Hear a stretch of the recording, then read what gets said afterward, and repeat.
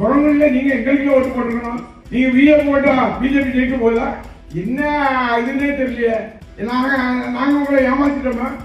அதெல்லாம் கேட்கணும், நேரம் கேட்கணுங்கிறதுக்காக தான் வந்தோம். நாவக்கான ஒரு கட்சி, அது ஒரு வேட்பாளர். அந்த வேட்பாளர் யாருனாலும் தெரியுமா உங்களுக்கு?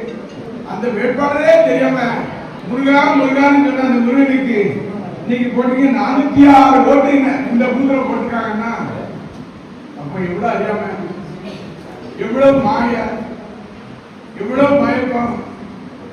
இந்த மக்களுக்கெல்லாம் என்னுடைய தலைவர் என்னெல்லாம் செய்திருக்காரு. அந்த தலைவர் மறந்துட்டீங்க, கலைஞரை மறந்துட்டீங்க, எங்களுடைய தலைவரை ஸ்டாலினை மறந்துட்டீங்க, எங்க எம்பி கனிமொழி எம்பியை மறந்துட்டீங்க. இதெல்லாம் மறந்துட்டு அவருக்கு ஒரு எனக்கு 437 சொல்றீங்க, அதிகமான ஓட்டு தான். 406 ஓட்டு அவங்களுக்கு வந்துருக்குன்னா எங்க கட்சிக்காரங்க தப்பு பண்ணிட்டாங்க. என்ன காரணத்துக்காக நீங்க போட்டீங்க? இப்படி பல்வேறு மாயைகளை இன்னைக்கு தமிழ்நாடு மாட்டிருக்கு. நீங்களாம் கொஞ்சம் யோசனை பண்ணிக்கலாம். யார் வரணுங்கிறது இல்லையா?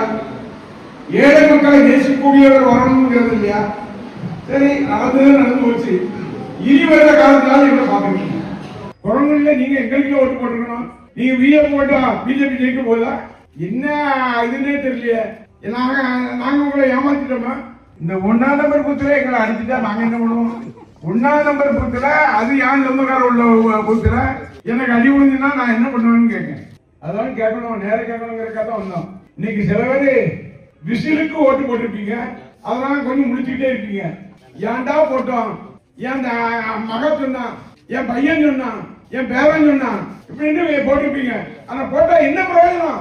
அவர் இந்த நாட்டுக்கு என்ன செய்திருக்காரு? சீக்கிரத்துல அண்ணன் ஸ்டாலின் அவர்கள் முதலமைச்சர் வந்துருவாரு, அதுல ஒண்ணும் மாற்றம் இல்ல, சீக்கிரம் வந்துருவாரு.